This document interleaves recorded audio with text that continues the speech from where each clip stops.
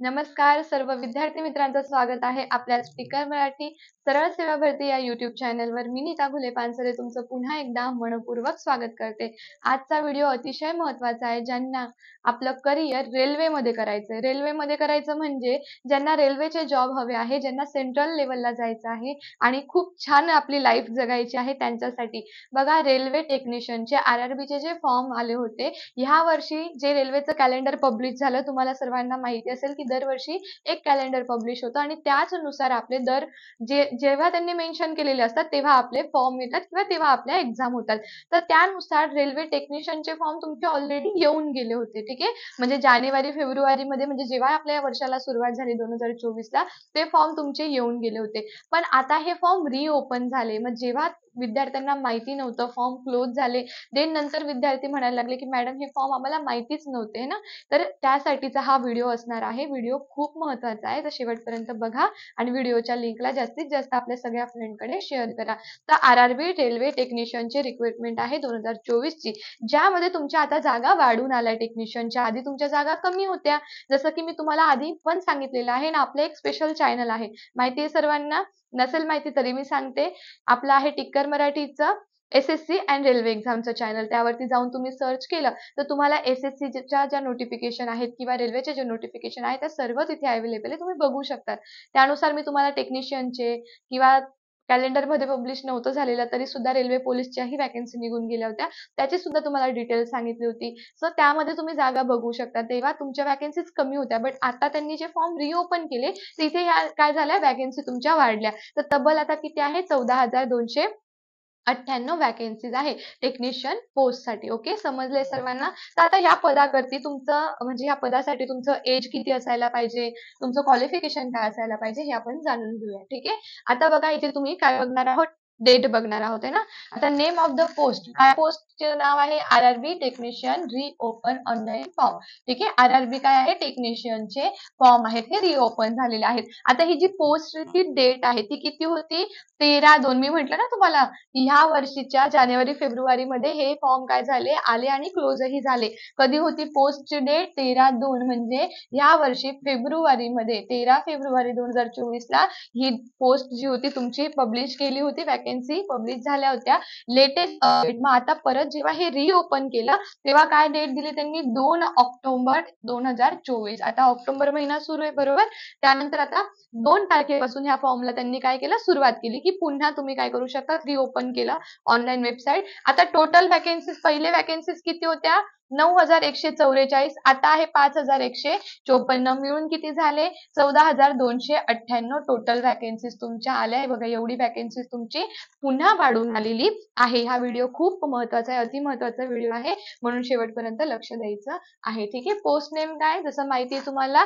Technician आहे. ठीक आहे, देन आता तुम्हाला हे जे फॉर्म रिओपन झालेले आहेत, तर आता तुम्हाला जर फॉर्म फिल करायचा असेल तर ह्याची डेट काय सांगितली बघा, स्टार्टिंग डेट काय, 2/10. ठीक आहे, या महिन्याच्या 2 तारखेपासून सुरू झालेले फॉर्म, तर 16 तारखेपर्यंत तुम्ही फॉर्म भरू शकतात. म्हणजे तुमच्याकडे खूप कमी टाइम पिरियड राहिलेला आहे, 16 ऑक्टोबर पर्यंत. सप्टेंबर मध्ये तुम्हाला फॉर्मची डेट आलेली नाहीये, 1 महिनाही इथे कालावधी दिलेला नाही तुम्हाला.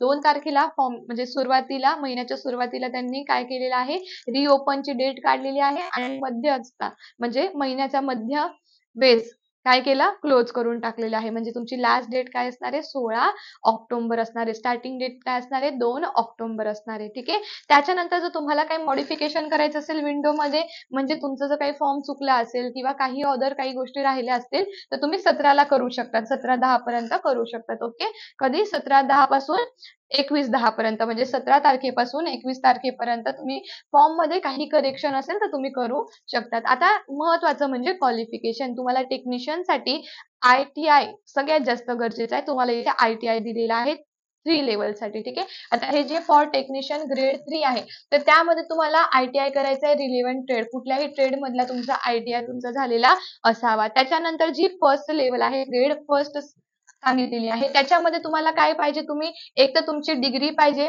ठीक आहे, एक तर तुमचा डिप्लोमा पाहिजे, नाही तर तुमची BSc म्हणजे तुम्ही सायन्स मध्ये ग्रॅज्युएशन केलेलं हवं, फिजिक्स किंवा इलेक्ट्रॉनिक्स मध्ये किंवा कम्प्युटर मध्ये म्हणजे IT मध्ये ठीक आहे. इन्फॉर्मेशन टेक्नॉलॉजी मध्ये इथे तुम्हाला ग्रॅज्युएशन लेवल सांगितलेलं आहे. एक तर डिप्लोमा पाहिजे, डिग्री पाहिजे, बीएससी असेल तर फिजिक्स किंवा इलेक्ट्रॉनिक्स मध्ये पाहिजे. बाकी ह्याच्यामध्ये नाही आहे, बीएससी म्हणून फॉर्म भरतो असं नाहीये. पुढे जे दिलंय ते सगळं बघून घ्यायचंय. जर तुम्हाला याच्यामध्ये काही डाऊट असेल, बघा मी तुम्हाला फक्त वॅकन्सी बद्दल सांगते. जर तुम्हाला याच्यामध्ये काही डाऊट वाटला तर तुम्ही काय करायचं, मोर डिटेल बघायचे असेल तर नोटिफिकेशन रेफर करा. तुम्हाला नोटिफिकेशन त्यांचं पब्लिश झालेलं ऑफिशियल त्यावरून व्यवस्थित समजून जाणार अजून.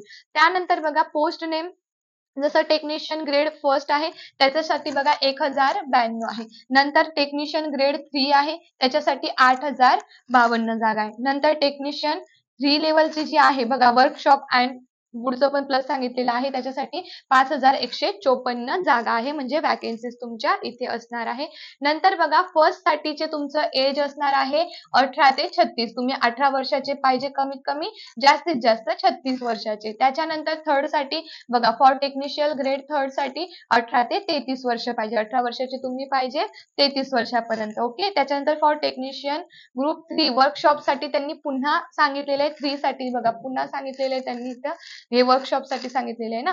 तर 19 वर्षाचे तुम्ही असायला हवे फॉर्म भरण्यासाठी, 18चे नाही. 19चे कंप्लीट असायला पाहिजे, 40 वर्षापर्यंतचे तुम्ही फॉर्म भरू शकता. ठीक आहे. हे तुमचं झालं एज. कळलंय ना, लक्षात आलं ना एज. त्यानंतर बघा एज बद्दल अजून जाणून घ्यायचं असेल तर आता त्यानंतर मी असं म्हणणार होते तुम्हाला की जे तुमचं नोटिफिकेशन आहे तिथे तुम्हाला आहे ना वेगवेगळे कास्ट कॅटेगरीज दिलेल्या आहेत. सो ओपन वाल्यांना किती, काही बॅकवर्ड क्लासेस आहेत त्यांना किती, तर हे सर्व नोटिफिकेशन मधून तुम्ही जाऊन बघू शकतात. नोटिफिकेशन अवेलेबल आहे, तुम्ही चेक करून घ्यायचं आहे. कुठेही गुगलवर सुद्धा तुम्हाला हे नोटिफिकेशन मिळून जाणार आहे. सो आता तुम्हाला जर रेल्वेमध्ये काम करायचं असेल तर ही खूप चांगली संधी आहे. कारण आधी ज्या वॅकन्सीज येऊन गेल्या सुरुवातीला वर्षाच्या हे आपल्याला कळलं नाही, बट आता ज्या वॅकन्सीज आल्या हे आपल्याला कळलं आहे. तर तुम्ही फॉर्म जाऊन लवकरात लवकर फिल करायचा आहे. व्हिडिओ कसा वाटला, व्हिडिओ मधून तुम्हाला इन्फॉर्मेशन समजली की नाही हे मला नक्की कमेंटद्वारे सांगायचं आहे. असेच नवीन नवीन जॉब अपडेटचे व्हिडिओ बघण्यासाठी टिक्कर मराठी सरळ सेवा भरती या युट्यूब चॅनलला सबस्क्राईब करायचं आहे. व्हिडिओ आवडल्यास लाईक अँड शेअर करायचं आहे. आणि चॅनलवर नवीन असाल तर काय करा, पहिले सबस्क्राईब करा, म्हणजे नोटिफिकेशन सर्वात पहिले तुमच्यापर्यंत पोहोचेल. पुन्हा भेटूया न्यू जॉब अपडेट सोबत. तोपर्यंत bye bye, take care, wish you all the best. जय हिंद. थँक्यू.